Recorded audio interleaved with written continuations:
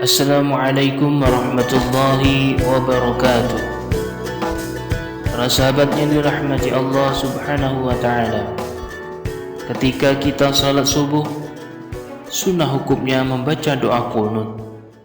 Masalahnya, bagaimana kalau kita tidak hafal doa qunut yang panjang, yakni yang Allahumma hdini fi man hadait dan seterusnya. Saat kita belum hafal doa qunut yang panjang, yakni yang Allahumma hdini fi man hadait, kita boleh membaca doa qunut yang pendek. Syekh Zainuddin Al-Malibari dalam kitab Fathul Mu'in menyebutkan, kalimat doa qunut tidak tertentu pada redaksi khusus, sehingga tetap mencukupi atas bacaan qunut dengan membaca ayat yang mengandung doa.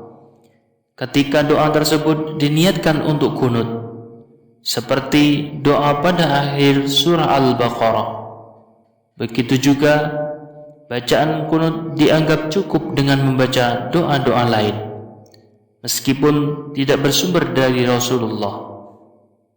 Syekh Wahbah Al-Zuhaili dalam kitab Al-Fiqhul Islam wa Adillatuh menyebutkan dan juga sah menjadi doa qunut doa-doa yang mengandung makna permohonan dan pujian, seperti Allahumma ghfirli ya ghafur. Tetapi yang utama tetaplah doa dari baginda Nabi. Dengan demikian, saat kita belum hafal doa qunut yang panjang, kita boleh menggantinya dengan doa qunut yang pendek. Misalnya dengan Allahumma ghfirli ya ghafur. Jadi prakteknya, saat kita sholat subuh, di rakaat kedua sebelum sujud, kita baca doa qunut yang redaksinya pendek sebagai berikut: Allahumma ghfirli ya ghafur, wa sallallahu ala sayyidina Muhammadin nabiyil ummiyyi wa ala alihi wa sahbihi wa baraka wa sallam. Meskipun boleh membaca doa qunut yang pendek, namun yang utama tetap doa qunut yang panjang, sehingga dianjurkan segera menghafalkan dengan sempurna doa qunut yang panjang, yaitu yang Allahumma hdini fi man hadait dan seterusnya. Karena doa inilah doa qunut yang diajarkan Rasulullah sallallahu alaihi wasallam. Demikian, semoga bermanfaat. Wassalamualaikum warahmatullahi wabarakatuh.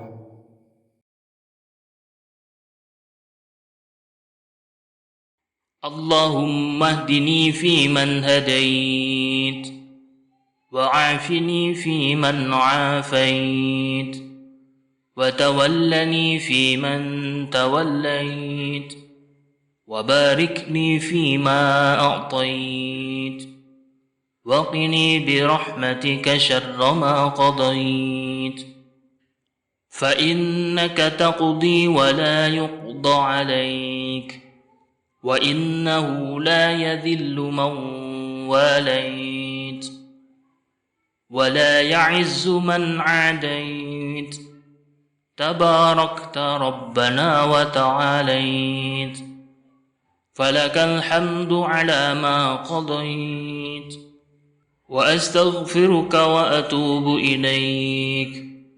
وصلى الله على سيدنا محمد النبي الأمي وعلى آله وصحبه وبارك وسلم. اللهم اهدني فيمن هديت، وعافني فيمن عافيت، وتولني فيمن توليت، وباركني فيما أعطيت، وقني برحمتك شر ما قضيت، فإنك تقضي ولا يقضى عليك، وإنه لا يذل من واليت ولا يعز من عاديت، تباركت ربنا وتعاليت، فلك الحمد على ما قضيت، وأستغفرك وأتوب إليك. وصلى الله على سيدنا محمد النبي الأمي وعلى آله وصحبه وبارك وسلم. اللهم اهدني فيمن هديت، وعافني فيمن عافيت، وتولني فيمن توليت، وبارك لي فيما أعطيت، وقني برحمتك شر ما قضيت، فإنك تقضي ولا يقضى عليك، وإنه لا يذل من واليت، ولا يعز من عاديت، تباركت ربنا وتعاليت، فلك الحمد على ما قضيت، وأستغفرك وأتوب إليك. وصلى الله على سيدنا محمد النبي الأمي وعلى آله وصحبه وبارك وسلم. اللهم اهدني فيمن هديت، وعافني فيمن عافيت، وتولني فيمن توليت، وبارك لي فيما أعطيت، وقني برحمتك شر ما قضيت، فإنك تقضي ولا يقضى عليك، وإنه لا يذل من واليت، ولا يعز من عاديت، تباركت ربنا وتعاليت، فلك الحمد على ما قضيت، وأستغفرك وأتوب إليك. وصلى الله على سيدنا محمد النبي الأمي وعلى آله وصحبه وبارك وسلم.